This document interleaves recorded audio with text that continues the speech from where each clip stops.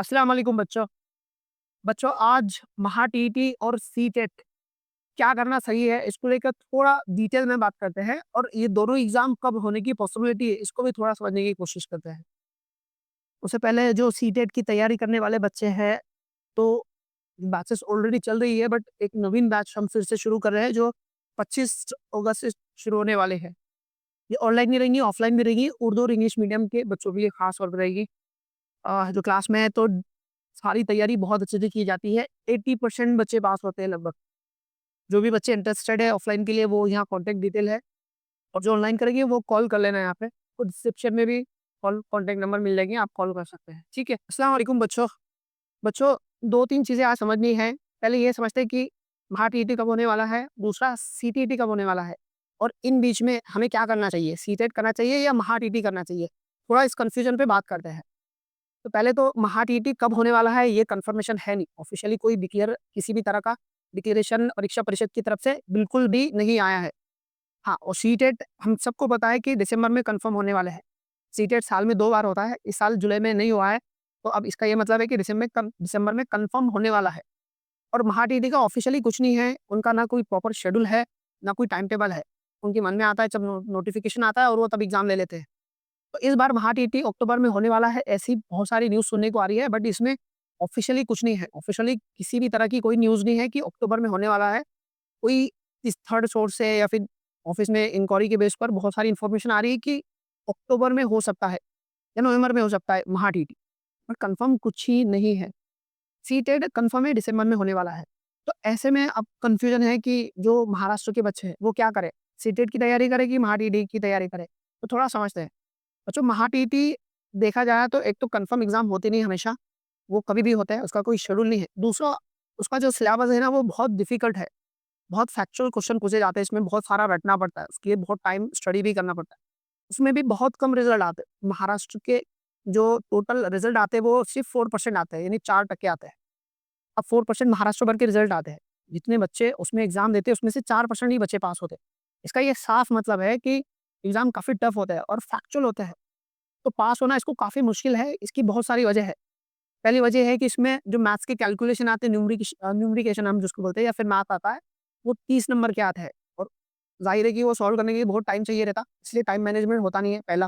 और दूसरा, बाकी जो सिलेबस है, उसमें फैक्चुअल डिटेल बहुत सारी आती है। मतलब आपको बहुत सारा सिलेबस रटना होता है और फैक्चुअली होता है, रटो, फिर वो कितना आएगा उसकी कोई गारंटी नहीं। और तीसरा ये है कि उसका सिलेबस भी फिक्स नहीं है। होना ये चाहिए था कि पेपर फर्स्ट को मतलब थर्ड से लेकर फिफ्थ तक पूछना चाहिए था, जो किताब है उसका, और सेकंड को 6 टू 8 पूछना चाहिए था, जिससे सीटेट करता है। बट यहाँ ऐसा बिल्कुल नहीं है। पेपर फर्स्ट में भी आप 9-10 तक या फिर पेपर सेकंड में 10 तक की क्लासेस के जो सिलेबस है, उस पर आपको क्वेश्चन देखने को मिलेंगे। यानी कि बहुत बड़ा सिलेबस है, उसमें से कहीं भी पूछेगा, वो भी फैक्चुअली पूछेगा और उसमें पेडागोजी भी वैसे ही कम रहती है। तो इस पूरी जो बेसिस है, इसके बेसिस पे ये क्लियर दिखता है कि महाटीटी बहुत मुश्किल जाता है पास होने के लिए। बहुत सारा पढ़ो और फिर बहुत कम चांसेस है कि पास होगा और फिर अगला अटेम्प्ट जब आप ट्राई करेंगे 1 साल या 2 साल रुकना पड़ता है। तो इस लिहाज से ना महाटीटी करना कॉस्ट और बेनिफिट्स के हिसाब से मुझे नहीं लगता कि ठीक है। उसकी कंपेयर में सीटेट देखिए तो वहाँ पर ना थोड़ा फिलोसॉफिकल टाइप यानी सिचुएशनल क्वेश्चन आते हैं और उसमें सीडीपी और चाइल्ड पेडागोजी का बहुत बड़ा पोर्शन है। 90 क्वेश्चन तक वही आते हैं, जिसमें आपको कोई फैक्चुअल चीज़ें रटनी नहीं है, आराम से चीज़ें सिचुएशनल समझनी है और उसके बेस पे आंसर करना है। तो वो बहुत आसान जाता है पढ़ने के लिए। और दूसरा कि उसमें मैथ्स के सिर्फ 15 क्वेश्चन आते हैं, तो टाइम मैनेजमेंट में भी थोड़ा अच्छा ही रहता है उसमें। और दूसरा जो फैक्चुअली पूछा जाता है वो बहुत कम है और बहुत सिलेक्टेड सिलेबस में आता है। एनसीईआरटी की जो पेपर फर्स्ट है तो उसके लिए 3 से लेकर 5वीं क्लास की जो एनसीईआरटी की किताब है उसमें से पूछता है, उसके अलावा कुछ नहीं पूछेगा। पेपर सेकंड में 6 टू 8 के अंदर जो एनसीईआरटी की किताब है वहीं से पूछेगा, उसके बाहर कभी नहीं जाता। और बहुत सारा पेडागोजी है तो वैसे ही बहुत आसान है।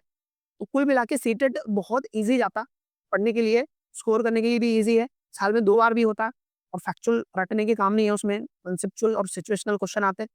इन सारे पहलू को अगर हम देखेंगे ना तो बच्चों सीटेट है ना करना कभी भी बहुत अच्छा है और महाटीटी करना कभी भी नुकसानदायक है। यानी कि मतलब मुझे नहीं लगता कि करने को उतना ज़ोर देना चाहिए। हाँ, महाटीटी और सीटेट के में बहुत डिफरेंस है। 6 महीने का फासला है या 5-6 महीने का फासला है तो फिर महाटीटी कर सकते हैं हम लोग और फिर सीटेट भी कर सकते हैं, तो ठीक है, फिर हम कर सकते हैं, कोई दिक्कत नहीं।